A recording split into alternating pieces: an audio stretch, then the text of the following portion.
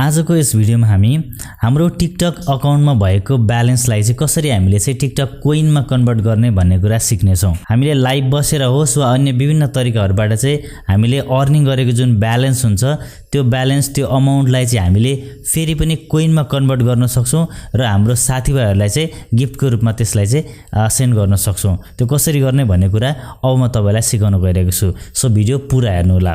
नमस्कार, म युवराज, यहाँलाई स्वागत छ टेक्निकल वाइडी च्यानलमा। च्यानलमा नयाँ हुनुहुन्छ भने सब्स्क्राइब गरी अल नोटिफिकेसन अन गर्नु होला र भिडियो मन पर्यो भने लाइक गर्नु होला। आउनुस् भिडियो सुरु गरौँ।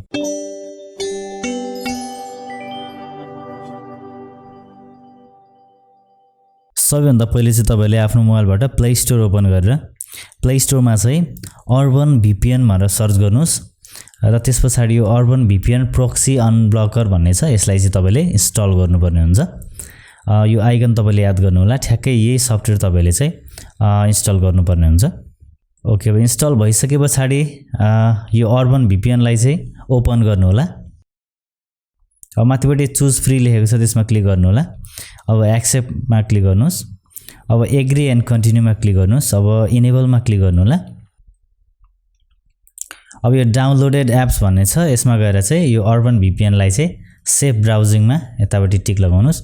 अब आई एम अवेयर मा टिक लगाएर चाहिँ यसमा 5 सेकेन्ड देखाइरहेछ, वेट गर्नुस् अनि ओके मा क्लिक गर्नु होला। ओके, अब ब्याक गर्नुस्। अब फेरि 𝗏𝗏𝗵𝑃N ओपन गर्नु होला। ओके, अब एग्री मा क्लिक गर्नु होला। 𝗏𝗏𝗵𝑃N चाहिँ अब फेरि ओपन गर्नु होला। अब तलपट्टि लोकेसन भन्नेमा क्लिक गर्नुस् र त्यसपछि थोरै स्क्रल गर्दै गएर चाहिँ यहाँले चाहिँ इजरायल कन्ट्री चाहिँ चुज गर्नुपर्ने हुन्छ। यहाँले चाहिँ इजरायलको VPN कनेक्सन गर्नुपर्ने हुन्छ। ओके, इजरायलमा क्लिक गरेँ। अब त्यसपछि कनेक्सन रिक्वेस्टमा ओके गरेँ। VPN चाहिँ कनेक्सन भइरहेको छ, एकैछिन वेट गर्नु होला। ओके, टाइम सुरु भइसकेको छ। 1 2 3। ओके, हाम्रो इजरायलको VPN चाहिँ स्टार्टिङ भइसकेको छ। अब त्यसपछि तपाईहरु चाहिँ क्रोम ब्राउजरमा गएर URL मा टाइप गर्नु होला tiktok.com/coin। यहाँले चाहिँ गुगल क्रोम वा अन्य कुनै मोबाइलको ब्राउजरमा चाहिँ tiktok.com/coin लेखेर चाहिँ इन्टर गर्नु होला। अब त्यसपछि गेट कोइन भन्ने यो एउटा इन्टरफेस देखिन्छ। अब यसमा सबैभन्दा पहिले चाहिँ हामीले लगइन गर्नुपर्ने हुन्छ। लगइन टु टिकटक देखाइरहेको छ। अब यहाँले चाहिँ कुनबाट चाहिँ टिकटक बनाउनु भएको छ, यहाँले फेसबुकबाट हो कि गुगल क्रोमबाट हो कि या तपाईले फोनबाट अथवा इमेल आइडी र पासवर्डबाट केबाट तपाईले बनाउनु भएको छ, यहाँको उपयुक्त अप्सन चाहिँ चुज गर्नु होला। मैले चाहिँ इमेल युजर नेमबाट चाहिँ बनाएको छु। यसमा चाहिँ मैले युजर नेम र पासवर्ड लगाएर लगइन गर्छु। तपाईले फोन नम्बरबाट छ भने फोन नम्बर गर्नुस् र फेसबुकबाट छ भने फेसबुक गर्नु होला है त।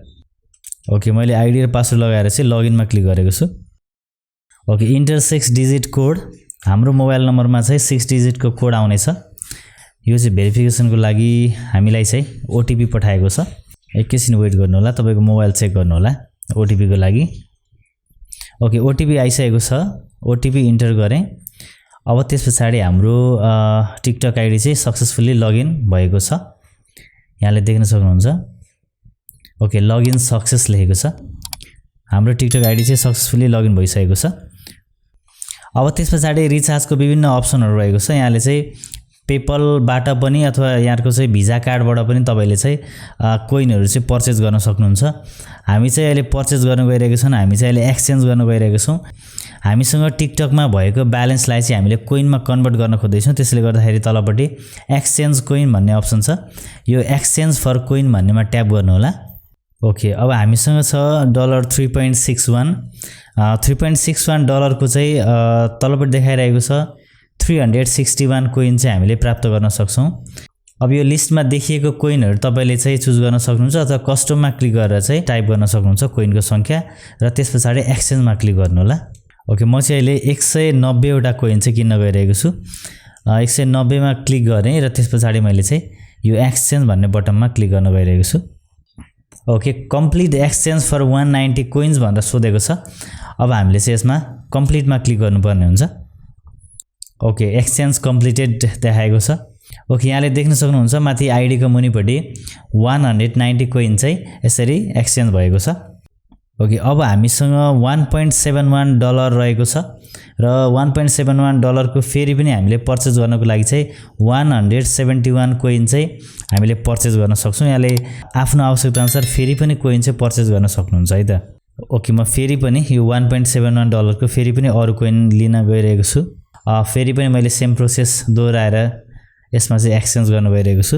ओके, मसँग अहिले चाहिँ 361 कोइन भएको छ जम्मा र हाम्रो डलर पनि 0 भएको छ। हाम्रो ब्यालेन्स चाहिँ सकिएको छ। अब VPN स्टप गरेर हामीले चाहिँ टिकटक को प्रोफाइलमा जाउँ र त्यसपछि 3 लाइनमा क्लिक गरेर चाहिँ सेटिङ एन्ड प्राइभेसी अनि ब्यालेन्समा क्लिक गरेर चेक गरौँ हाम्रो ब्यालेन्स कति रहेको छ। ओके, यहाँनेरि हाम्रो ब्यालेन्स चाहिँ 0 देखाएको छ र कोइन चाहिँ 361 कोइन देखाएको छ। ओके, यसरी सजिलैसँग हामीले हाम्रो टिकटक को ब्यालेन्सलाई, हाम्रो टिकटक को डलरलाई चाहिँ सजिलैसँग कोइनमा कन्भर्ट गरेर हामीले अरूलाई गिफ्ट पठाउन सक्छौं।